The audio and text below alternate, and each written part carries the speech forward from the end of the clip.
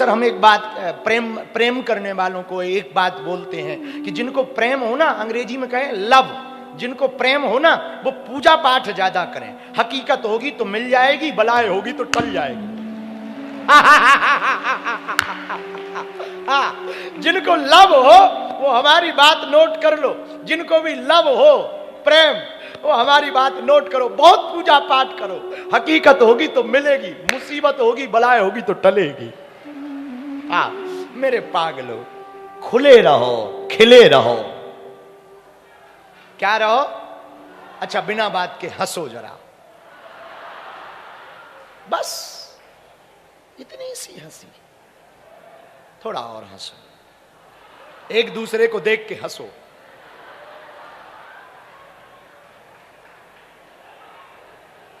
हाँ,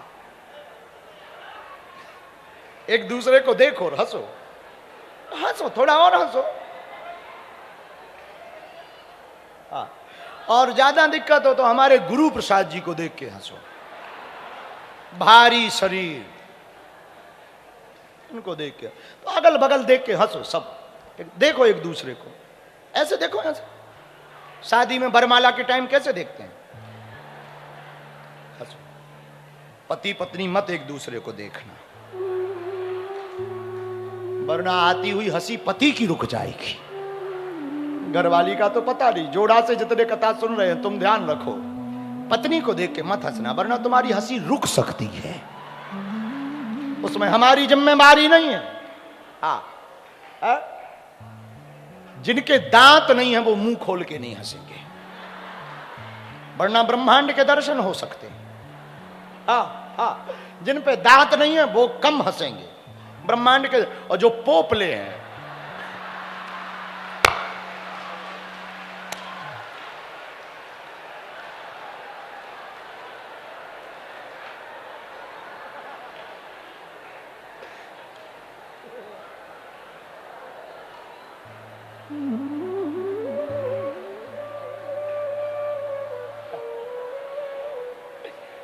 पूरा ब्रह्मांड है। खुले रहो, खिले रहो, पर खुश रहो, खुले रहो पर खुश रहो, हर हाल में खुश रहना संतों से। मुस्कुराओ, क्या गम है यहां, ये गम क्या किसी को कम है? मुस्कुराओ, क्या गम है यहां, ये गम क्या किसी को कम है? यहां सब गमगीन लोग ही बैठे हैं, सबको एक ना एक गम है, किसी का छोड़ के भग गया या भग गई, और प्रेमियों की भाषा में कहें तो बेवफा हो गई, किसी के साथ बेवफाई हो गई, किसी के साथ रुसवाई हो गई, किसी का घाटा लग गया, किसी का लुट गया, कोई पागल बन गया, कोई उल्लू बन गया, किसी के साथ स्कैम हो गया, किसी के साथ फ्रॉड हो गया, किसी के साथ कुछ हो गया। इसीलिए हमने एक लाइन कही, मुस्कुराओ, क्या गम है यहां, ये गम क्या किसी को कम है? सबको गम है। इसीलिए तुम तो एक सूत्र हमारी, हमसे हमारा बस चले, भारत में हमारा बस चले तो हम सिर्फ एक ही काम सिखाएं, लोगों को हंसना। वैसे तो हम 12 फरवरी को गुरुकुलम खोल रहे हैं, वेद विद्यालय, पर कभी मन करेगा तो एक विद्यालय ऐसा भी खुलना चाहिए जहां हंसना सिखाया जाए। एक ये भी विद्यालय होना चाहिए जहां जीना और हंसना सिखाया जाए। पढ़ना तो बहुत लोगों ने सिखाया, किताबों को पढ़ो, चेहरों को पढ़ो, बहुत लोगों ने सिखाया। हमारा बस चले तो हम लोगों को 2 विद्या देना चाहेंगे, एक तो जीना सीख, एक हंसना सीख। और यदि तुम हंसना सीख गए तो आनंद आ, लोगों को तो हंसना ही नहीं आता, हंसते ही कहां, ऐसे हंसते हैं जैसे नाक के पास सतुआ रख रखा, अब वो उड़ ना जाए। और हमारे जैसे लोग ऐसे हंसते हैं कि कुंभकर्ण भी जग जाए। उठ भाई, तो यहां वहां की बातें करके हम आपका समय बर्बाद नहीं करना चाह रहे, सुनाना तो भागवत है, पर हमें ये बात कहनी थी आज, हमारा बस चले तो हम हंसना सिखाएं। और हंसने की बात है तो हमारा बस चले तो हम ऐसे भी हंसना सिखाएं, परिस्थितियां कितनी भी विपरीत हों, सब लुट रहा हो, पर नामदेव जी की तरह महात्मा हंस रहा है। झोपड़ी जल गई हो, महात्मा हंस रहा है।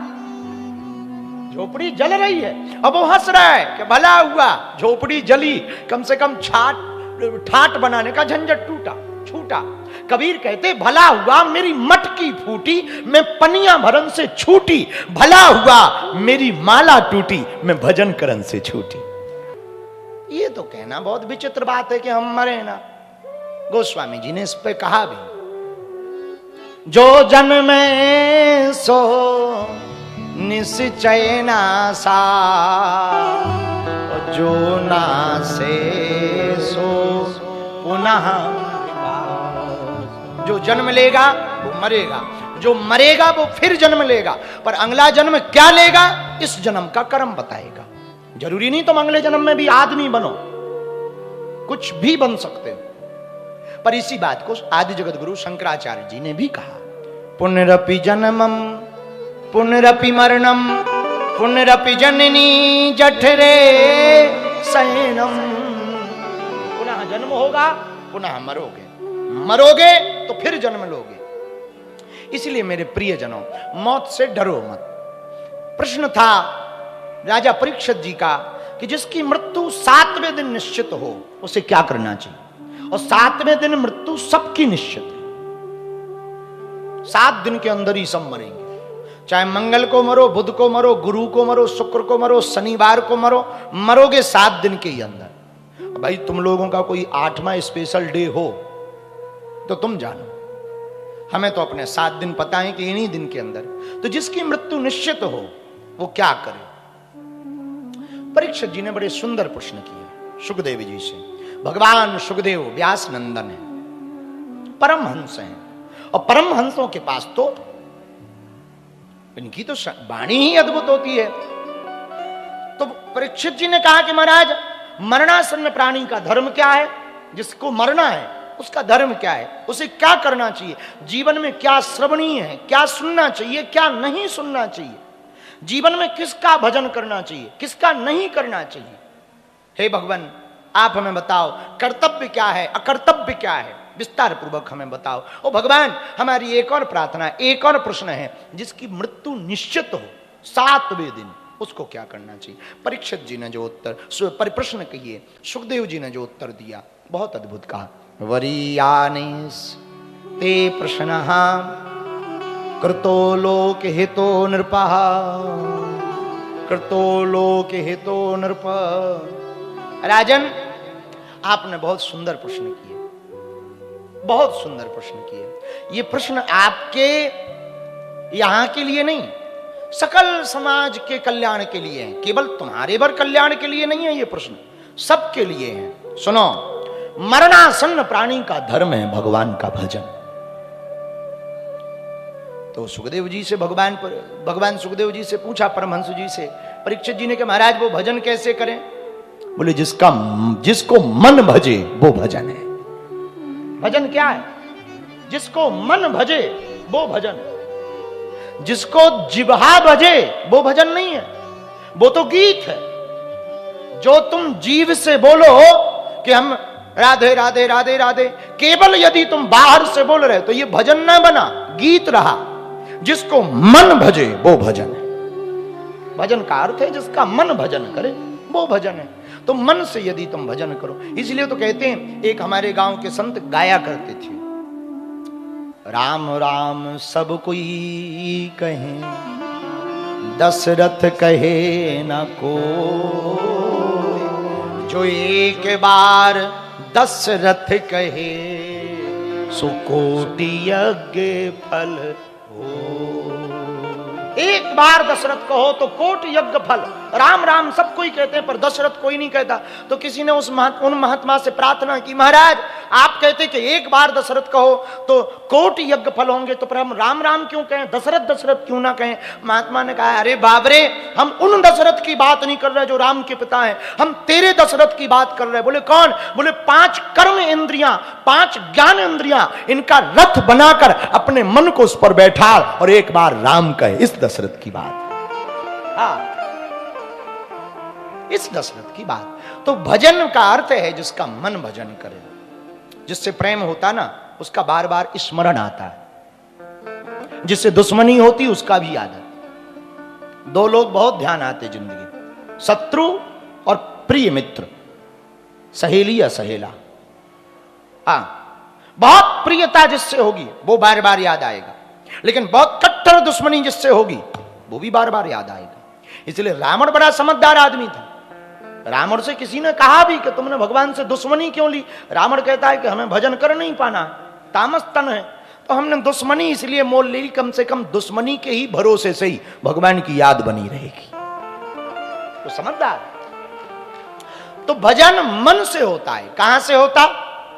सुखदेव जी ने कहा, जितासनो जित श्वासो जित संगो जितेन्द्रिया स्थूले भगवतो रूपे मनः संधारये धिया।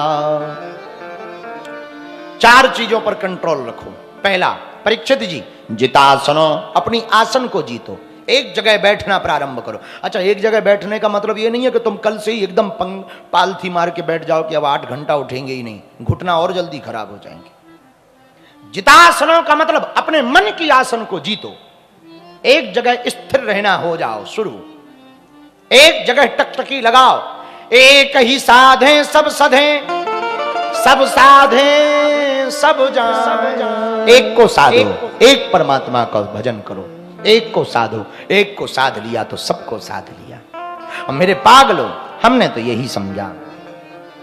और देवता चित न धरे, और देवता चित न धरे, और देवता चित न धरे, और देवता चित न धरे। हनुमत से सर्व सुख करई, हनुमत से सर्व सुख करई, हनुमत से सर्व सुख करई, हनुमत से सर्व सुख करई। और देवता चेतना धरई, और देवता चेतना धरई। हनुमत से सर्व सुख करई, हनुमत से सर्व सुख करई। एक भगवान की शरण पकड़ो पर मन के तार जोड़ो। तन से पूजा कर रहे मनवा गया बाजार, कैसे रीझे सांवरा जुड़े ना दिल के तार। ज्यादातर लोग तन से पूजा कर रहे हैं पर मन घूम रहा कहां? बोले छतरपुर के बाजार में चाट पकौड़ी खा रहा। तन से तो बैठे कथा में, मन बाहर भंडारे में जा रहा। पूरी बन गई होंगी। हाँ, इधर बैठे तो कथा में पर मन जा रहा, फलानी आई कि नहीं आई, अमुक आया कि नहीं आया। तो तन से पूजा कर रहे, मनवा गया बाजार, कैसे रीझे सांवरा जुड़े न दिल के तार। मन के तार जोड़ो। तो इसलिए जितासनो, आसन को जीतो। जितासनो जित श्वासो, श्वास को जीतो। ये श्वास क्या जीतना है? श्वास अंदर जाए राम, बाहर आए राम। तो श्वास अंदर बाहर होगी तो भगवान का भजन भी होगा। सांसों की माला पे सीताराम सीताराम सीताराम। सांसों की माला पे सांसों की सिमरों में सीताराम